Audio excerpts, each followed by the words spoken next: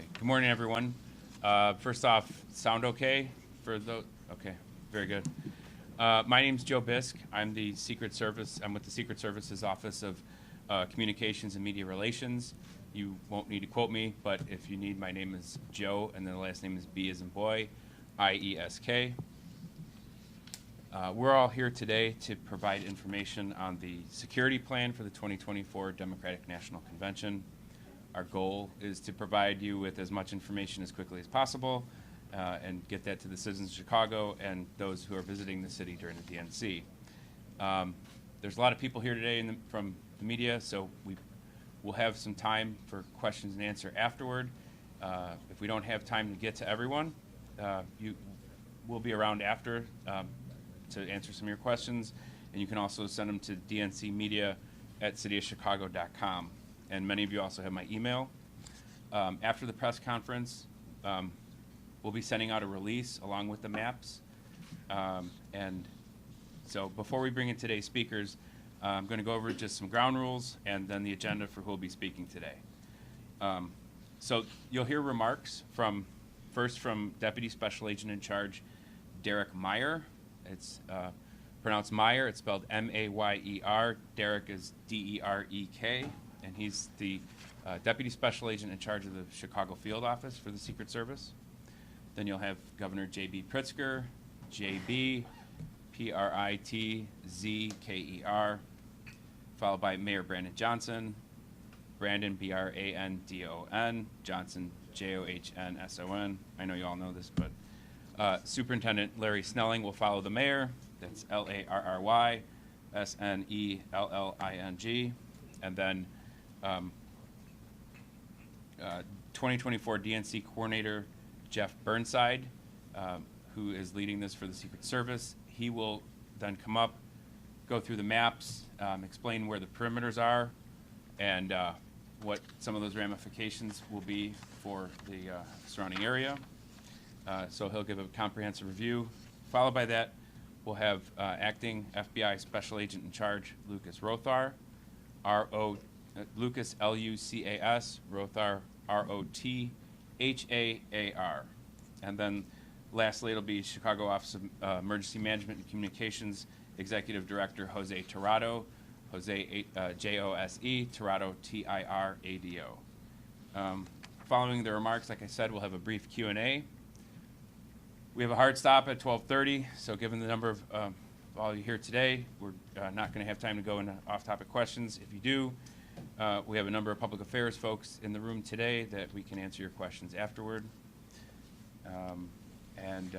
Then we ask that we'll call on you for questions. So if we call on you, you ask a question and a follow-up, and please lead with your name and outlet. And then, like I said, any questions that don't get answered today, please send them to the appropriate agency or office. So with that, we'll bring in the speakers. Oh, I'm sorry. One last thing I wanted to mention.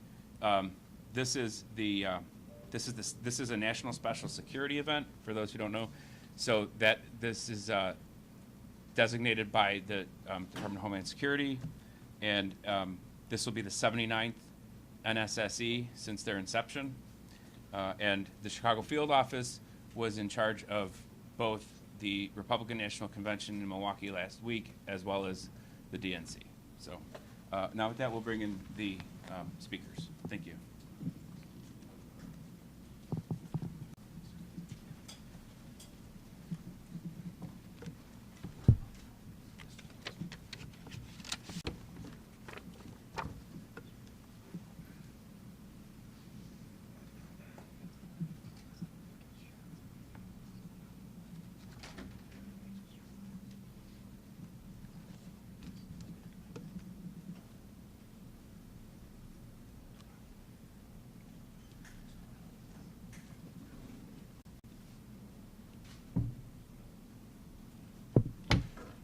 Good morning. My name is Derek Meyer, and I am the Deputy Special Agent in charge of the Secret Service's Chicago Field Office. I must begin by saying the assassination attempt of former President Donald Trump on July 13th was a terrible day for our entire nation. The investigation into this incident is being handled in Washington, D.C. The Secret Service remains dedicated to transparency and is working diligently to seek answers.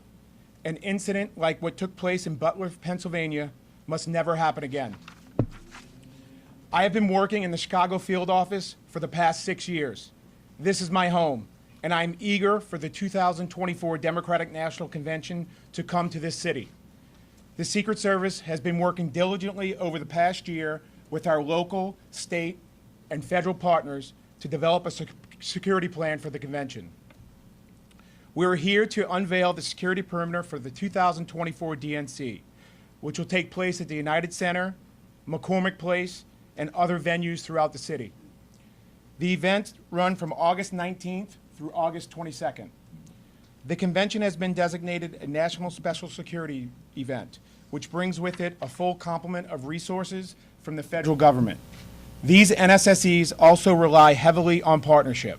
Many of those on our team are here today, including Illinois Governor J.B. Pritzker, Chicago Mayor Brandon Johnson, Chicago Police Superintendent Larry Snelling, U.S. Secret Service DNC Coordinator Jeffrey Burnside, FBI Acting Special Agent in Charge Lucas Rothar, and Jose Tirado, the Executive Director of the Chicago Office of Emergency Management and Communications. We also have representatives from other key agencies on hand to answer your questions. The perimeter maps you will soon see were carefully crafted with input from our public safety partners, community groups, local businesses, traffic and transportation experts. The Secret Service has also been working closely with our counterparts in the Department of Homeland Security and at the White House since the incident took place on July 13th in Butler, Pennsylvania. We have reviewed the security plan for the DNC and remain confident. Our plan allows us to adjust for any possible scenario. Earlier this month, the Secret Service coordinated security for the Republican National Convention in Milwaukee and the NATO Summit in Washington, D.C. These events were conducted in a secure environment, and we expect similar results in Chicago. This is a city that regularly works together to host large-scale events such as the NASCAR race, Lollapalooza, and Taste of Chicago. The Chicago Police Department plays a pivotal role in the success of these events, and Superintendent Snelling has been a tremendous partner. The superintendent is among 17 public safety entities, including the U.S. Secret Service, participating in the Executive Steering Committee. This committee oversaw the development of the DNC Operational Security Plan, relying on subcommittee staff with experts on various topics, including national intelligence, consequence management, maritime security, airspace security, traffic control, and more. The DNC plan has subsequently been tested and reinforced through multiple interagency exercises over the past 4 months, including 5 tabletop exercises and numerous field training operations. These run-throughs allow our law enforcement partners to evaluate the security plans throughout various scenarios.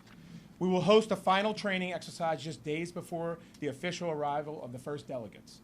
These exercises, previous experiences with large-scale events, and extensive planning all contribute to a level of confidence ahead of the convention. Our preparation includes detailed procedures for planned and pop-up demonstrations. I want everyone to know that the Secret Service and our public safety partners respect every American's First Amendment rights. The superintendent has assured that CPD is well equipped to manage protests, and plans are in place to keep those gatherings safe. The shared goal is for everyone to express their views lawfully while ensuring a secure environment for delegates, convention attendees, and the general public. We are also intentional about creating a plan that minimizes disruptions to the community as much as possible. We know that security for an event of this size will have an impact. To that end, the Secret Service and our partners have conducted dozens of outreach events with businesses, residences, and community groups. The objective is to effectively communicate our plan and mitigate confusion to the greatest extent possible. This effort has reached more than 900 members of the public, representing more than 500 organizations and businesses throughout the Chicago area. We will continue to reach out to the community in the days ahead, including sharing the perimeter maps through a community canvassing effort tomorrow around the United Center. The cooperation, dedication, and genuine desire to ensure a safe and successful convention has been remarkable. everyone remains focused on implementing a seamless security plan. Again, I want to thank our partners for the work they have already done and the steadfast commitment to maintaining a secure environment for all involved once the DNC kicks off. Our primary focus is safety, and I know Chicago is ready to host the convention. I would now like to introduce Illinois Governor J.P. Pritzker.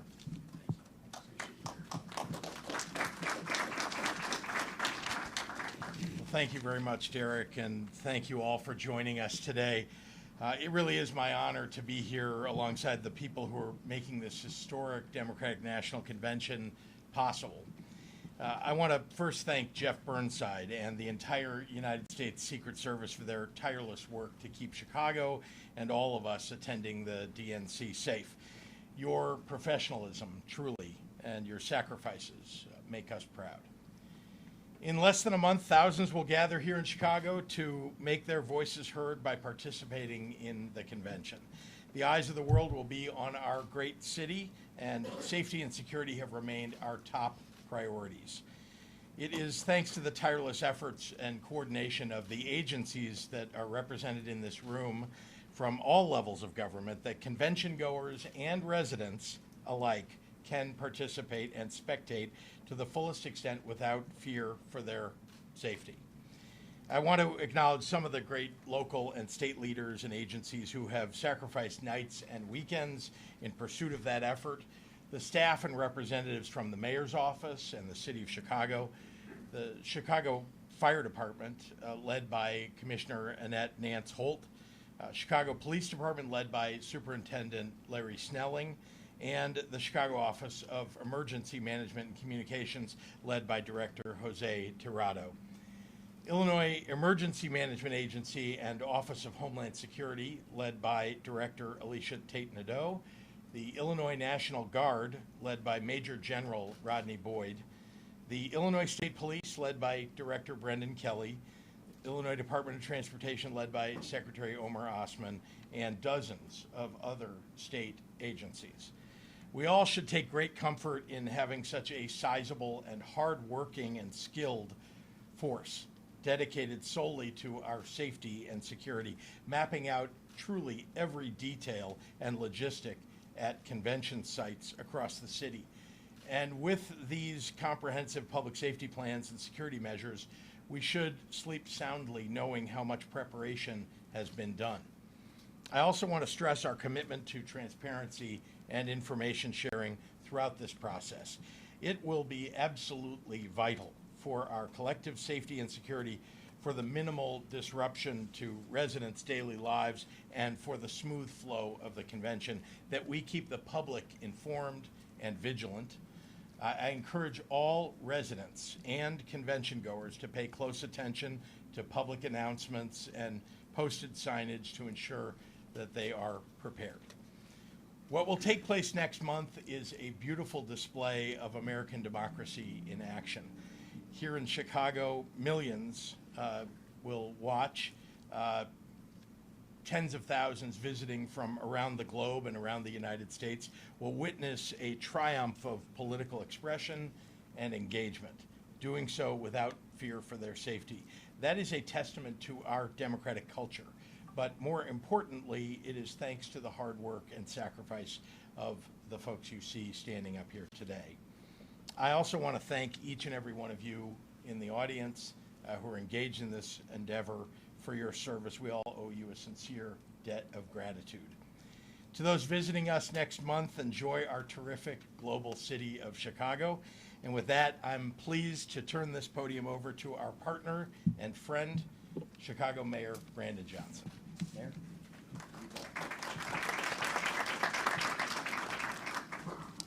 Well, good morning, everyone, and thank you, Governor Pritzker. Is it morning still? Is it? Okay. Thank you all for joining us today. The state of Illinois has been an incredible partner, Governor Pritzker, throughout this entire endeavor. Of course, we do appreciate the work of U.S. Secret Service, the FBI, the DNCC, as well as the DNC Host Committee. All of the city departments, sister agencies who remain hard at work preparing Chicago for the 2024 Democratic National Convention. Thank you for your leadership and cooperation over the past year to ensure that we are ready to host the best national convention yet. And let me state this unequivocally. Chicago was ready. We were born ready. And I'm not just talking about the convention itself. So much has changed from our first announcement regarding the DNC to now. Now Chicago is not just hosting another convention. We are welcoming a new breath of life into our nation with the historic nomination of Vice President Kamala Harris. Though this is our city's 26th time hosting a national convention, this moment is like no other. Chicago has already cemented itself in history for electing trailblazers to the highest office in the land. And as we prepare for the first black woman to win the Democratic nomination for president of these United States, there is no better place to host this national convention than right here in the city of Chicago. We are no stranger to hosting large-scale events. Chicago hosted NATO in 2012, NASCAR for the second year in a row, and hundreds of conventions each year. We have a proven track record as a host city. Our past experiences and expertise hosting events have given us great lessons in preparation for the 2024 DNC. In a few moments, our federal partners and public safety agency leaders will describe the safety plans in place to safeguard residents, visitors, delegates, protesters, and everyone else in between. Meanwhile, our city departments have been working hard to showcase this beautiful city. This is an all hands on deck, and it's a citywide effort. The Department of Streets and Sanitation continues to do its work, trimming trees, cleaning up public spaces, sidewalks, beautifying our neighborhoods from the north side to the south side, ensuring that they are ready to be on the global stage. The Park District is keeping our green space clean and clear, and the Department of Transportation has added accessibility improvements, it's repaired sidewalks, and repaved streets. They are also painting light poles and planting flowers to further beautify our city. So in other words, the men and women who staff our departments are continuing to do the things that they do every single day serving the city of Chicago. And after it was announced that Chicago would be hosting the 2024 DNC, I was clear that in our preparation, we must invest in legacy projects that will uplift our residents and serve our community long after the convention. A great example is the construction of the $80 million CTA Damon and Lake Green Line station. This station fills a gap between existing stations on the Green Line to provide transit access to those living and working near Kinsey Street corridor. This will greatly benefit the West Side neighborhoods, and of course, all of those who will be visiting the United Center. And through all of this work, our commitment is clear. We will secure a safe and vibrant Democratic National Convention and continue to serve the residents who rely on our city department's dedicated service each and every day. To those preparing to visit us, we look forward to you experiencing what I call the soul of Chicago. From our diverse cultural experiences to our world-class dining, breathtaking views of our lake and skyline, and the amazing people that make up the 77 diverse communities. There is no way to experience all of Chicago in one trip. So go ahead and just put your money away so that you can come back and visit us in the fall and next summer. And with our preparation in place, I'm confident that the 2024 DNC will be a safe and successful convention. Most importantly, finally, this will be a peaceful and unified expression of our sacred democratic process. Whether you want to exercise your First Amendment, visit the convention, or just simply continue to live and work in Chicago like you normally do, you will be protected and served throughout this convention. In just 23 days, Chicago will showcase our great spirit, the vibrant neighborhoods, the readiness to usher in our nation's bright future. And thanks to all of our partners from the city and beyond who are making this moment possible. I look forward to our continued collaboration in the final days and throughout this convention. And so let's make sure that we are geared up for the people across the globe who will get a chance to experience our democracy. So thank you all again, and with that, I'm going to turn it over to the Chicago Police Department Superintendent, Superintendent Larry Snelly.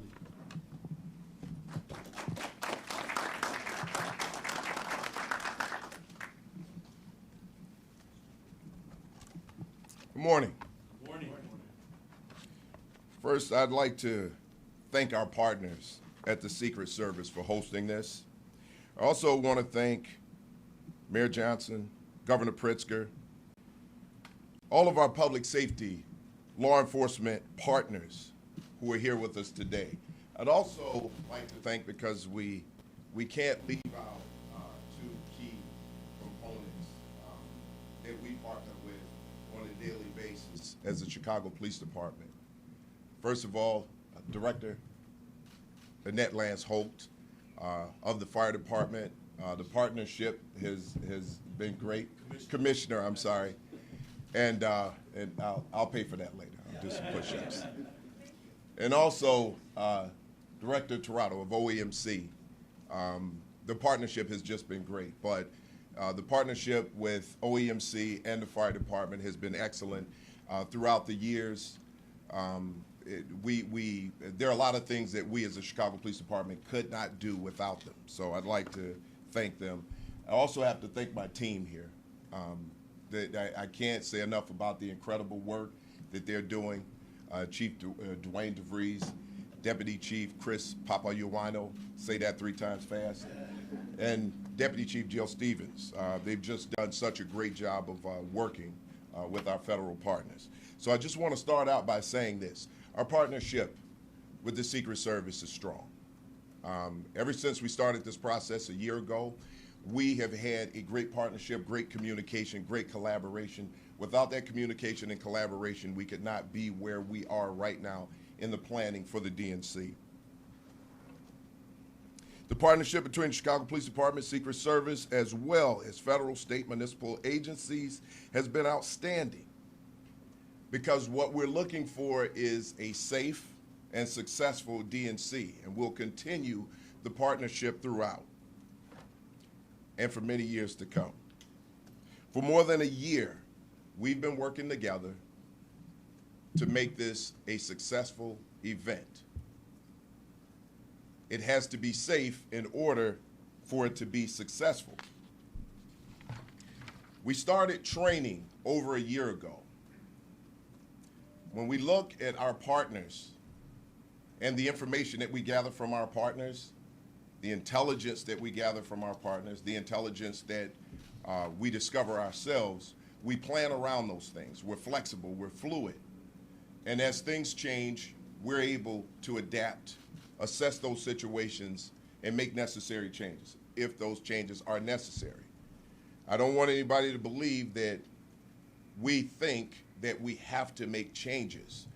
We do not at this point, but we are prepared to move with the flow of intelligence that we gather. We also look at best practices. So as we assess, as we move forward, we will continue to do what is absolutely necessary to keep the city safe.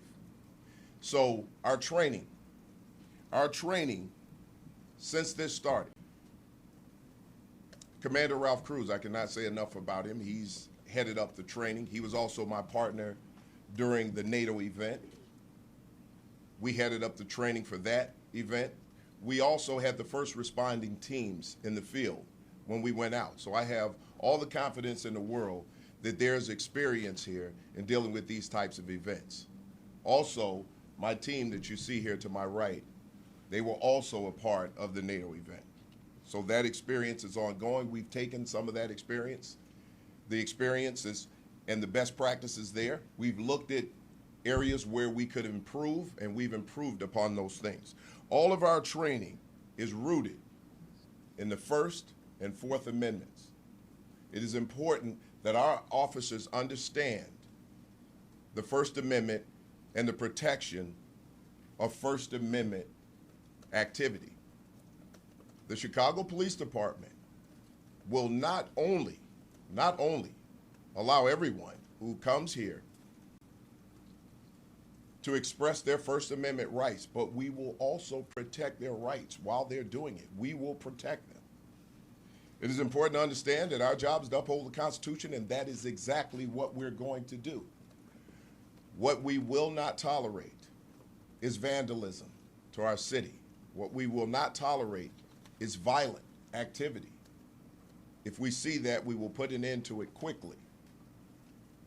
Our officers have been dealing with protests since last year. Over 80 events that have occurred throughout this city. And I'm proud to say that our officers have responded very well. We have not seen any major incidents when our officers are engaging with those who are out protesting. We're in constant communication with our protest groups. We will continue to communicate with those groups because it's absolutely necessary for us to have an understanding of what it is that they expect from us and what we expect from them. So we've laid out clear plans on those expectations. So I want to be clear that this is not just about the Democratic National Convention. The Chicago Police Department has an obligation to the entire city of Chicago. Every single neighborhood we will be protecting.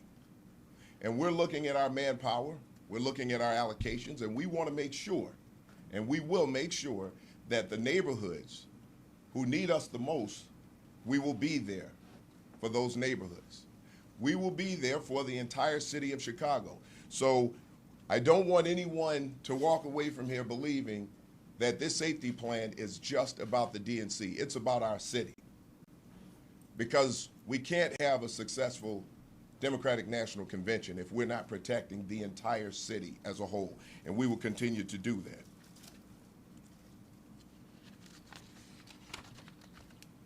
Lastly, I'd like to thank everyone who's been a part of the planning for the Democratic National Convention. I want to thank in advance our citizens of Chicago who, at times, especially through a lot of these events, had to deal with traffic, rerouting their days, finding alternative ways to get to and from to work, and their patience around all of these events. And we imagine that that's going to happen again during the DNC. That patience is what helps us keep the city safe. We're going to do every single thing that we can to make sure that this Democratic National Convention is safe and successful. We actually went out and visited the RNC just to see what was going on there, to see if there's something that we could take away to bring back here. We will be getting out information as it comes in, and if anything changes that we know the public needs to hear, we will make sure that we communicate those things out. So thank you to everyone who's been a part of this planning, and we appreciate your cooperation in all of it. With that, I'm going to turn it over to the Secret Service DNC Coordinator, Jeff Burnside.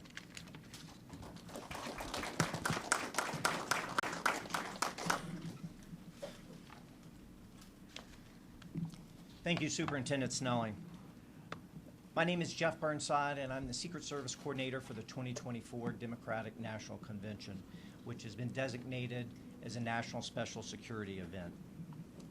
For more than a year, the U.S. Secret Service, along with our team here in Chicago, has been working with the Chicago Police Department and our other local, federal, and state partners to develop a security plan that will provide a safe and secure environment for not only those attending the convention, but the residents and guests of the city of Chicago.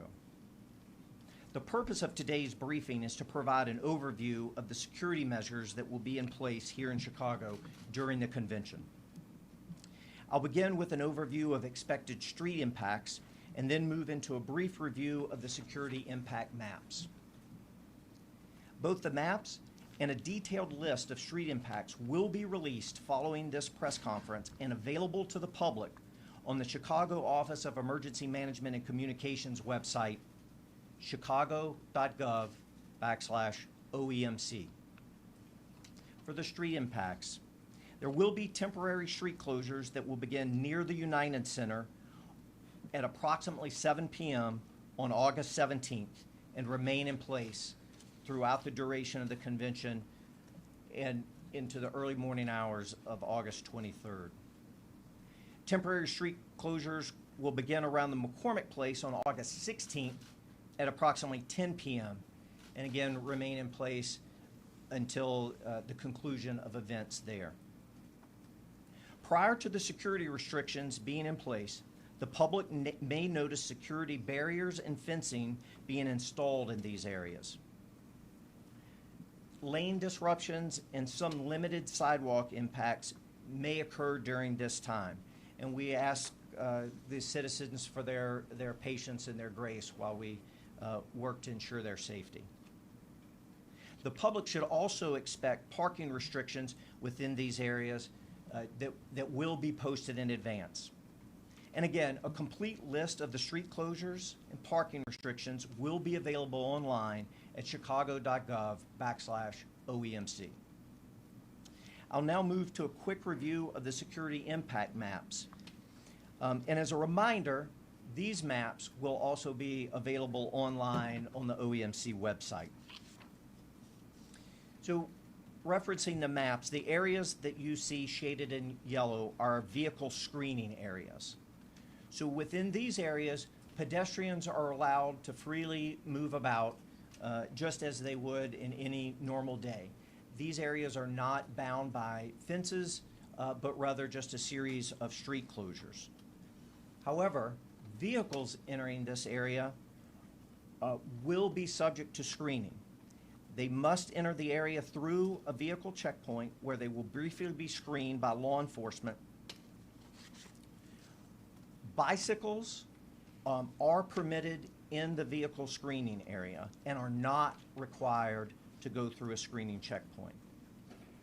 Near McCormick Place, ride shares, taxis, hot food delivery will be available in the vehicle screening perimeter. Those vehicles will need to go through one of our checkpoints indicated on the map, and so there may be some delays. We'll now move to the red shaded areas on the map, which is our pedestrian restricted area, or what we also refer to as the inner perimeter. At the United Center, access to the pedestrian restricted perimeter is restricted to those that are credentialed individuals and have a need to be there, such as convention attendees, staff, workers, volunteers, and public safety. Individuals will need to enter through a pedestrian checkpoint and be screened in order to enter the pedestrian restricted perimeter.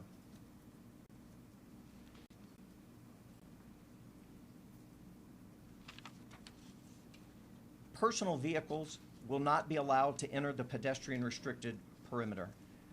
Bicycles, scooters, golf carts will also be restricted in this area and not permitted.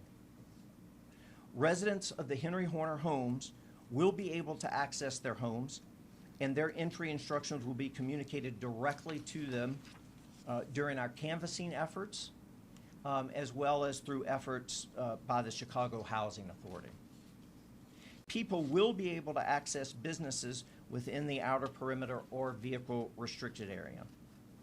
All businesses within the pedestrian restricted area have been reserved for exclusive use by convention attendees and volunteers. Ride shares, taxis, and hot food deliveries will not be permitted within the pedestrian restricted area. Chicago Transit Authority buses will operate normally during their normal hours of service. However, routes within the vehicle exclusion zone will be impacted by the security restrictions that are in place. Riders are asked to expect delays and budget a little extra time for travel. We've been working very closely with CTA, and they will publish information and get it out to the public on alternate bus stops and that type of information. Deliveries, trash service, mail, the all-important Amazon deliveries, they will continue as normal. Those vehicles will be screened prior to entering the vehicle screening area. And so there might be some shifting of normal delivery times. And again, we ask for businesses and residents' patience as we work through that process. All deliveries that are entering the Secret Service perimeter must go through our commercial vehicle screening location, and that location has been communicated to the businesses and delivery companies that would be impacted. The commercial vehicle screening location will be open when our perimeters go into place, and it will remain open throughout the duration of the National Special Security event. Some delays could result as a result of these increased security measures. While security for an event of this size and scope will have an impact on city residents, the goal of the Secret Service and our partners is to provide the most secure environment while minimizing the daily disruptions to the city. In the event of an emergency, the Chicago Office of Emergency Management and Communications app will be used to notify those in the area of a critical situation. We will continue to update the public on any potential changes to the security measures, and residents are encouraged to follow the Chicago Office of Emergency Management and Communication on social media and visit the city's website, again, at chicago.gov/OEMC. There they will find all of the information that they need on the full impacts of our security measures. In closing, I'd just like to thank all of our partners in the city of Chicago, the state of Illinois, all of our federal partners. This has truly been a collaborative effort.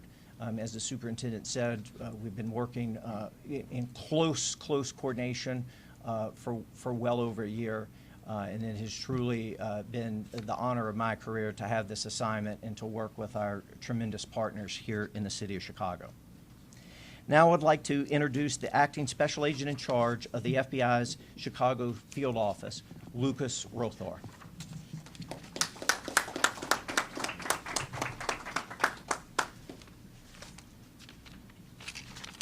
Good afternoon, everybody. I'm Lucas Rothar, the acting special agent in charge of the Chicago division of the FBI. Upon the designation of a national special security event, the FBI is tasked with being the lead coordinator for intelligence relating to that event. For over the past year, the men and women of the FBI, along with our partners in law enforcement, have worked diligently to evaluate and assess all information and intelligence related to this event. And we've taken appropriate actions, and we shared that information with our law enforcement partners at the local, state, and federal levels. At this time, there are no known articulable threats to the DNC.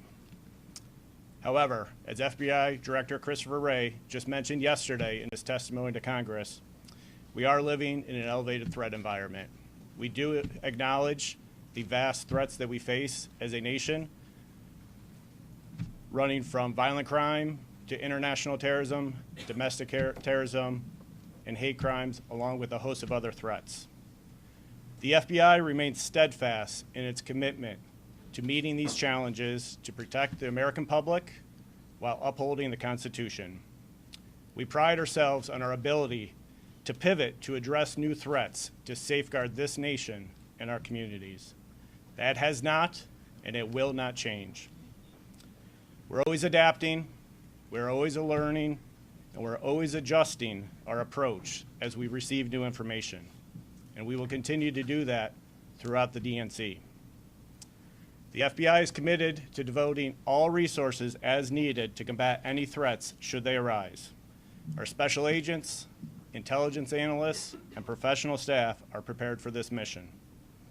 We have a host of teams from across the country throughout the entire FBI that will assist us with these tasks. These personnel range from our hostage rescue team, our SWAT teams, our lab division, victim assistance, language specialists, along with a host of other people to help us accomplish these missions. However, one of the FBI's greatest strengths is our multi-agency approach to sharing of information. I'd like to take this opportunity to thank all of our local, state, and federal partners, many of here who are here today with us. We endeavor in this work through these partnerships on an everyday basis. Some are through formalized relationships, such as our Joint Terrorism Task Force and our Violent Crime Task Force. Others are through less formalized. However, the result is the same. These partnerships are the key in the sharing of that intelligence in order to disrupt bad actors before they strike. And we're going to continue to rely on this process throughout the DNC and onwards and afterwards to ensure the protection of our communities. However, in order to do this most effectively, we do ask for a partnership with the public. We need that information from the public to help us do our jobs in the most effective, efficient manner possible. We often use the term of, if you see something, say something. I'd like to break that down for you. That is the key to our partnership. The public is a key partnership in disrupting all the threats that we endeavor to fight within the FBI and all of law enforcement. Every year, the FBI fields tens of thousands of tips from the public. Those tips can often make what makes a difference in preventing a crisis. All tips received are reviewed, evaluated, and prioritized for additional action. Again, these tips from the public help us to identify threats before they become a crisis. So what should people report to us? There is no such thing as something too insignificant to report. I would encourage everybody, if you see something suspicious, if something you feel is threatening, whether it's an online threat or comment, or it's whether you see something in person, please report it to law enforcement. If it's an emergency, an immediate threat to life, you should call 911. For any other reports that you'd like to make, any appropriate law enforcement agency will take that tip and we will share it amongst ourselves. If you'd like to submit a tip to the FBI, the public can call 1-800-CALL-FBI, or tips can be submitted online at tips.fbi.gov. Again, I thank the public for their cooperation in helping us endeavor to make this a safe event for all of our communities going forward, and again, for well into the future. And again, I want to stress the extreme appreciation that the FBI has for the Secret Service, the Chicago Police Department, and all of our local law enforcement and state law enforcement and federal law enforcement partners. With that, I will turn it over to the Executive Director of the OAMC, Mr. Jose Tirado.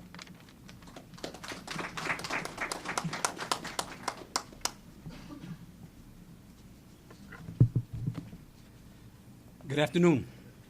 My name is Jose Tirado, and I am the Executive Director of the Office of Emergency Management and Communications for the City of Chicago. OAMC is coordinating public safety efforts for the DNC and around the United Center, McCormick Place, and throughout the rest of the city. Our number one priority is public safety. Throughout the past year, OAMC has been coordinating security and safety planning with the Secret Service, the Chicago Police Department, the Chicago Fire Department, city agencies, as well as other partners and convention organizers to ensure the safety of all residents, visitors, and convention attendees. We have plans in place to handle the additional crowds and increased traffic citywide. The largest impacts will be felt around the United Center, McCormick Place, specifically due to street closures, parking restrictions, and added security measures. Businesses and homes will be accessible within those perimeters. Before heading out, please remember to plan ahead, allow extra travel time, consider alternate routes, and use public transportation if possible. OAMC, alongside other city departments and federal agencies, will continue to canvass the impacted areas to engage with residents and businesses to answer any of their questions. This includes the areas around the United Center, McCormick Place, the Central Business District, the West Loop, and the South Loop. OMC's website is chicago.gov/OMC. It contains information related to public safety, street closures, traffic reroutes, parking restrictions, emergency notifications, and much more. Throughout the convention, OMC will be pushing out important notifications. In addition to Notify Chicago and ShyBiz alerts, we have developed a dedicated text alert for the convention for DNC 2024. In order to opt in, you can text DNC to the following number, 226-787-226-787. And I'll say that again. In order to opt in for the DNC 2024 text alert, type in DNC to the following number, 226-787. The best way to receive all information is to download the Chicago OMC app, as you've already heard from everyone who's been working with us. I could tell everyone right now I would download that app immediately.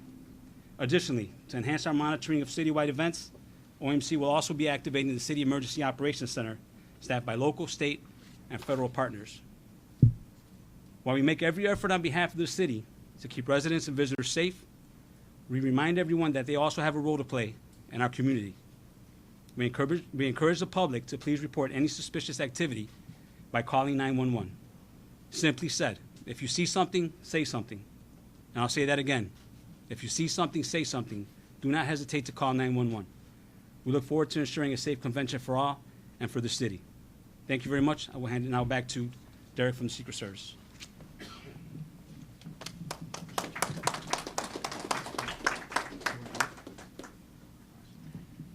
We will now open the floor up for questions. Just a reminder,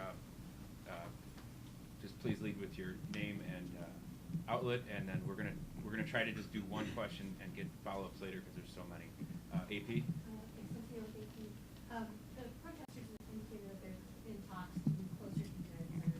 And I don't know who would do the best for that, but where those talks are and approximately where they would be.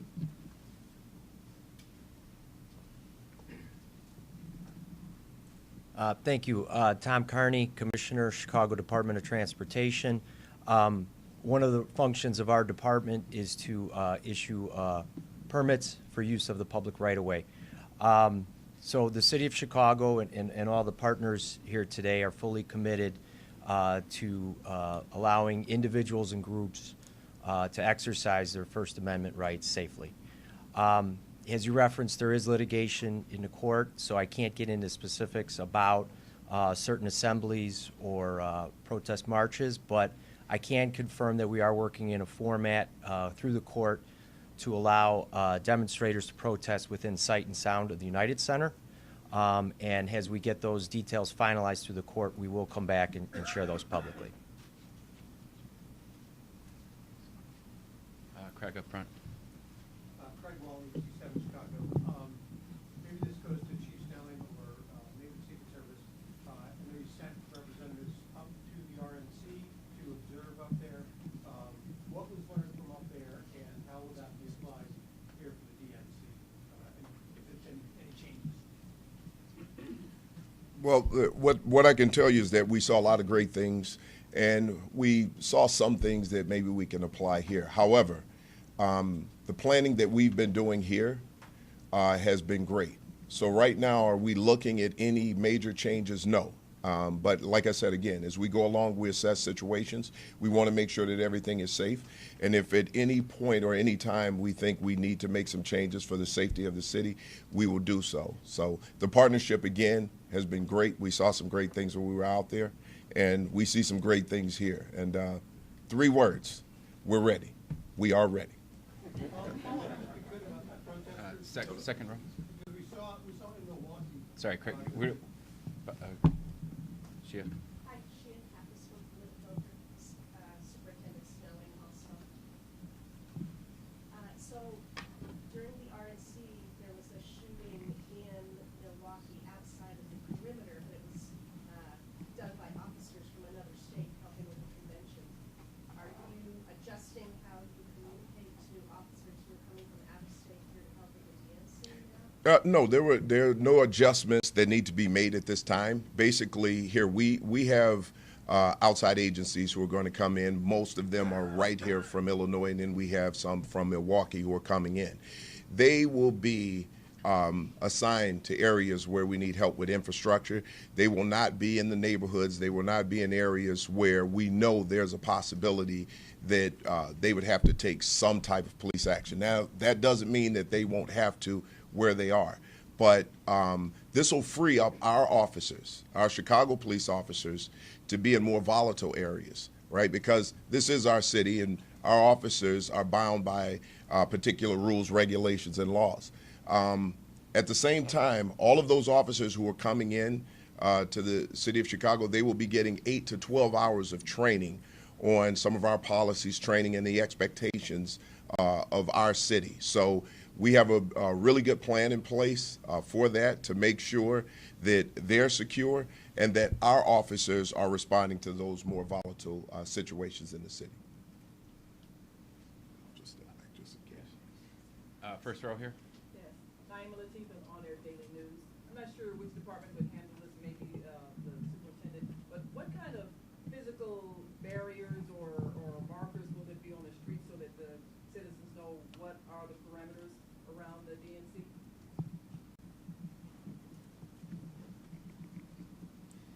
So I'm a visual learner, so I'm going to reference the maps as we kind of talk through this. So in the yellow areas, that is not bound by any type of fencing. There will be a series of street closures that will be well marked for motorists so that they will see those. The red areas will be bound by fencing. And pedestrians will be able to see that. It will be clearly marked. It will be clearly visible. There will be no confusion about what is a restricted area and what is not a restricted area. Or second, right, Julie. Superintendent, can you tell us, are there any protest groups that you have not communicated with that you expect will arrive in Chicago to demonstrate? Well, here's what I can tell you, because it's unpredictable who will arrive here. We're willing to meet with any protest group to have that conversation, to talk about expectations, to explain what it is that we expect of them. And because I think that clear communication gives us an idea of how they can move forward successfully in having their voices heard. And at the same time, it gives us an opportunity to help keep our city safe. And it also allows us to know and understand where we need to deploy resources. So any conversation to be had, we're willing to have those conversations. Third row on the end. Good morning, Michelle Gallardo with ABC7. My question is for both Director Delgado and for the Secret Service. You've discussed the desire to minimize impacts to both businesses and residents, both on the inner perimeter and in the yellow zone, and the outreach that has already been done. Can you be more specific about what kind of communications have already been had with maybe businesses or resident groups in the area, and what more you expect to be doing between now and the beginning of the convention? So one of the subcommittees that we set up very early on in this process is our Community Impact Private Sector Subcommittee, and they've been working very diligently since last August on outreach efforts, and there's several prongs and phases to that. But they've held a multitude of outreach events. We've reached over 1,000 organizations throughout this process. In April, the Secret Service partnered with our friends at OEMC, the FBI, the Chicago Police Department, and a multitude of other Chicago agencies, and actually went door-to-door canvassing in the areas, actually a much larger area than what you see depicted on these maps, letting people know that things were coming, that where they could go to get information, deriving them to the OEMC website so that they understand that that is a trusted source of information and updates. We have attended community meetings where we've answered questions about impacts to bus routes and public transportation. And some of those meetings that we held early on, quite frankly, we have to go back to those groups because we just didn't have the information that they needed at that time. And so we're in a full court press from now until the end of the convention. And this doesn't stop on the 19th. This is a continuing effort through the end of the convention because we owe the residents and the citizens of the city of Chicago that to make sure that their questions are answered, that they have the access to the city services that they need, to prepare them for what type of disruptions or delays that they might expect so that they could adjust their schedules accordingly.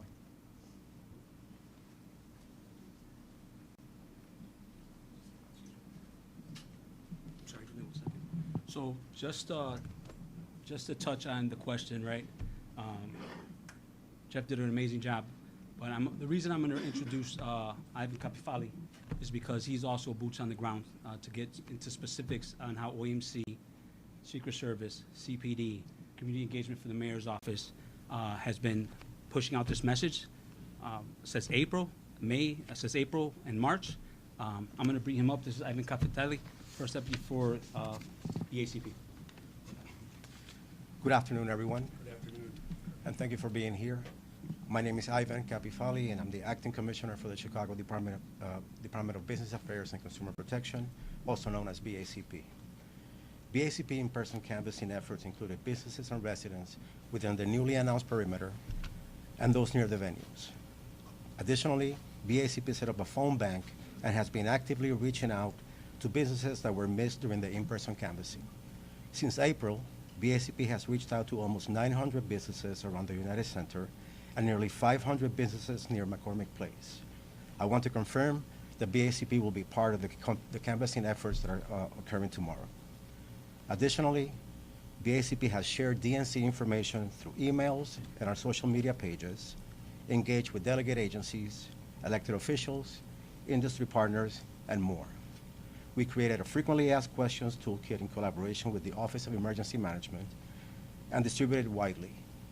Lastly, BACP has been urging businesses to enroll in CHIBIS alerts, which provides vital text and email notifications tailored for the business community. Since launching our outreach efforts in April, we've experienced a 17% growth in business in subscribers to CHIBIS alerts, demonstrating the effectiveness of our initiatives. I want to thank our partners and business community and preparing for the convention. Thank you, everyone, for being here today. And we'll be having an advisory come out about the canvassing. Mary Ann? Thank you, Mary Ann Waker from the DC5. In Milwaukee, the mayor provided daily updates at 6:30 a.m. every day, and I'm wondering, Mayor, if you anticipate doing that, or if someone else will be offering sort of an update of what happened so that the media is informed of how everything's going daily? I don't want to speak for the mayor, but the Secret Service and CPD will do a daily presser. We're still working on that time, but it'll either be in the late morning or the late afternoon. And do you know where that would be? We're still working that out. We're hoping to have it at OEMC. Thank you. Second round. Perhaps for the governor or the mayor, with the anticipated. I'm sorry, excuse me. Just to get back to this question, that will be at OMC. We will have a daily one. We just haven't figured out the time slot yet. But also, just so everyone's aware, we will also, as a city, have internal conversations at 7:30 and 15:30. That's just for informational. So as far as all our city agencies, we communicate with each other on a daily basis, 365 days a year at 7:30 and 15:30. That will not change during the DNC, and it will not change moving forward. In reference to having a daily conversation with the media or a brief out, that'll also be coming out at OMC as well. Jeff Arnold with News Nation. Perhaps for the governor or for the mayor, with the anticipated uptick in buses coming from the southern border, how do you anticipate handling the traffic of new arrivals during the DNC?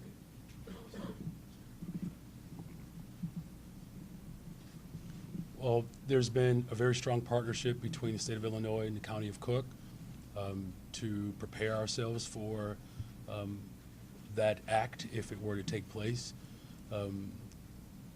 We have right now currently roughly 5,600 new arrivals that are still in our shelters. Our collective resources are prepared for as many as 15,000, but we certainly hope that, Governor Abbott finds Jesus Christ as the Lord and Savior and don't do that. All right, thank you. Sir. Is the Secret Service and the FBI monitoring CDD members who are admitted or alleged member of far-right extremist groups?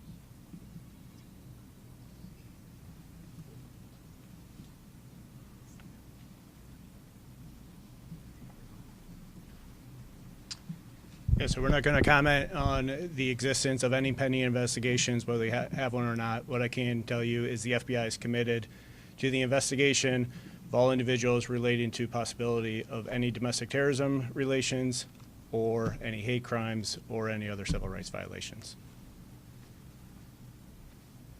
Second row.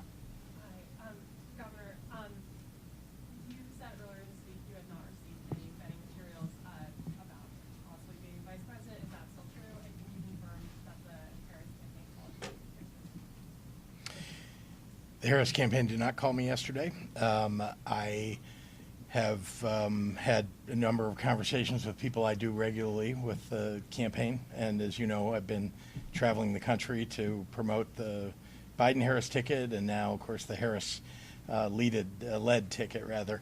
And so that's what's been going on over the last few days. And as I say, I don't want to talk about any private conversations I've had, but I will say that I have said directly to the vice president that I'm going to do everything and anything that is necessary to make sure that we beat Donald Trump and J.D. Vance, who, like me, doesn't use periods between the. Sorry, some of you will get that.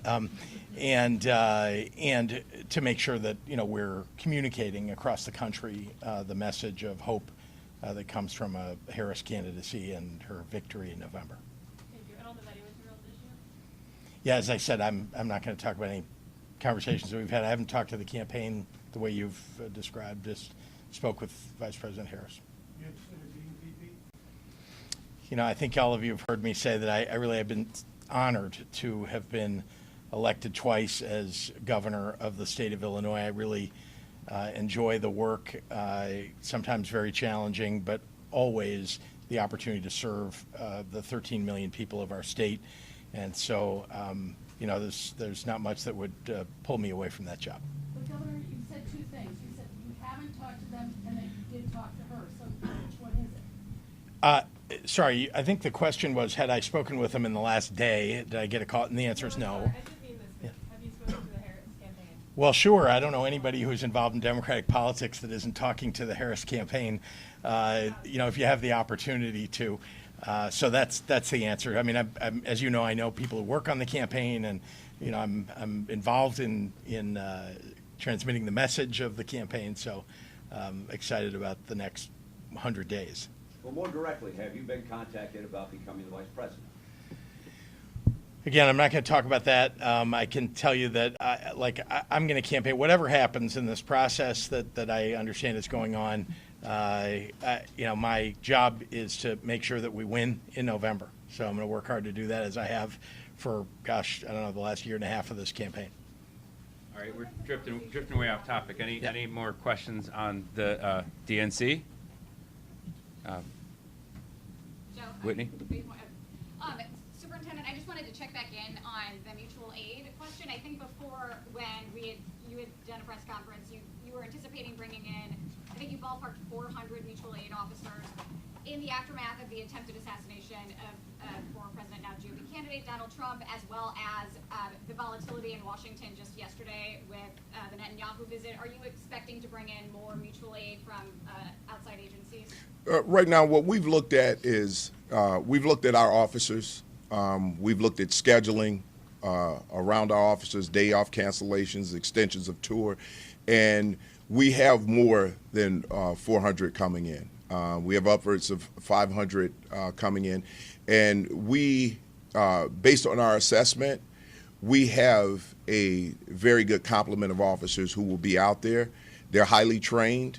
They will be responding professionally, and we're going to make sure that as we work with our partners and with the partnership that we have along with our federal partners, we will make whatever adjustments we need to make as things change. And as you said, you know, we've seen some things happen during campaigning.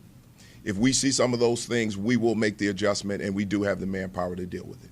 And just to put a finer point on it, did the increase happen after July 13th, or was that always baked in? It was already baked in. This is something that we've been looking at, and we've been assessing these situations as we go along. Again, when you're going through a year of planning, that you don't have all the answers when you start planning and you start training.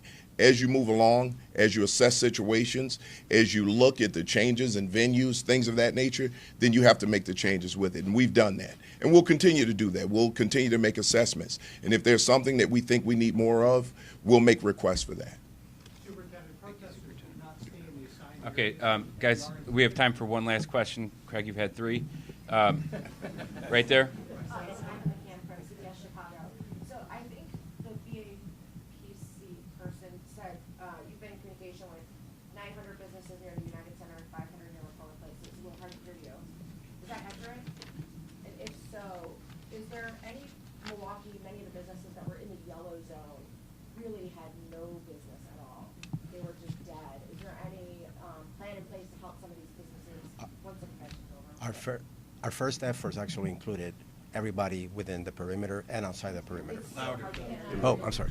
Our first canvassing effort included inside the perimeter and outside the perimeter. So we've been in communication with all of them. So what is your question? For the lost revenue these businesses will likely have, is there any plan in place to compensate after that? I don't have any information about that right now. We are in communication with our partners, with the federal, state, and local, to see if there's any way that we can find monies for that. But right now, we're not thinking about that. Thank you. If I can, I was there. Here's the difference. And, I know oftentimes we compare cities, and sometimes we're comparing apples and oranges. This is Chicago, right? We're looking at nearly 3 million people in this city. There will be people coming to our city, moving around. We expect a lot more activity here in Chicago. So those expectations is why we're planning around these situations. We do expect businesses to have traffic, because we're expecting traffic all over the city, and we're planning around all of those things. Okay, everyone.